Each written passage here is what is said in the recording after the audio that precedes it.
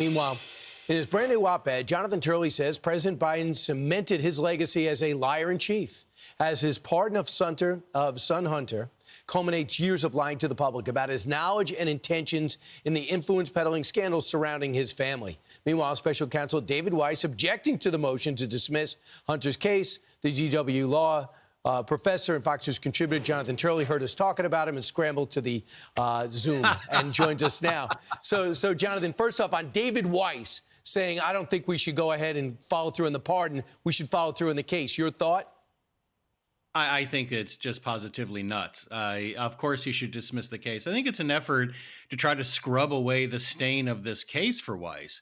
You know, he was at the center of that sweetheart deal. He wanted to give the Bidens precisely what the president just gave in this pardon, a sweeping immunity for not just crimes he was accused of, but other unnamed crimes.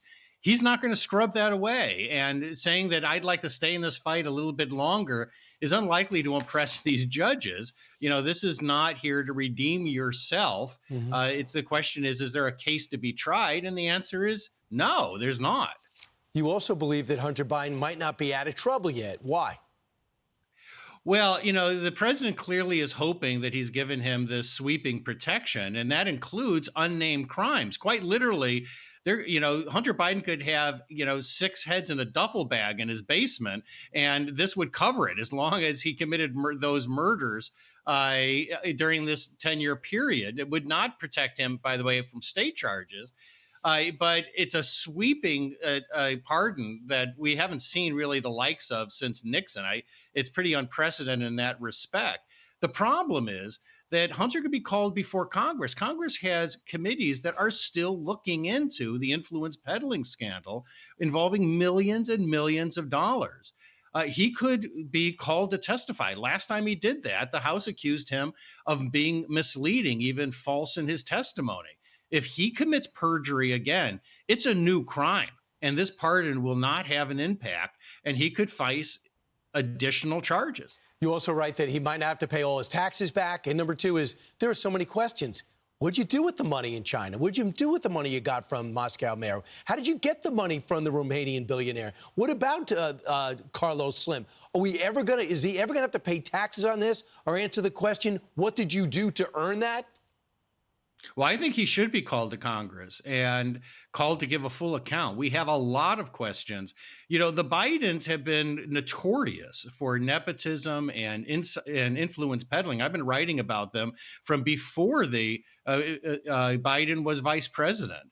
They are the goats of this favorite form of corruption in D.C., which is influence peddling. And this pardon really sealed that status. I mean, we've never seen anything like them. I mean, they have done an amazing job in avoiding any responsibility, accountability, or even answers. Congress can demand those answers. Would be nice. I think it'd always take the fifth, I guess.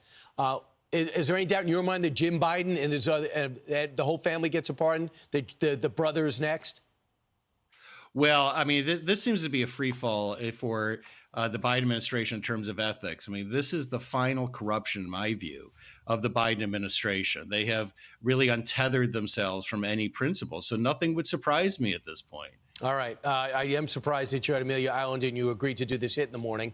I'd be out in a boat or I'd be sunning myself in the Hilton at the bar. Thanks so much. Appreciate it.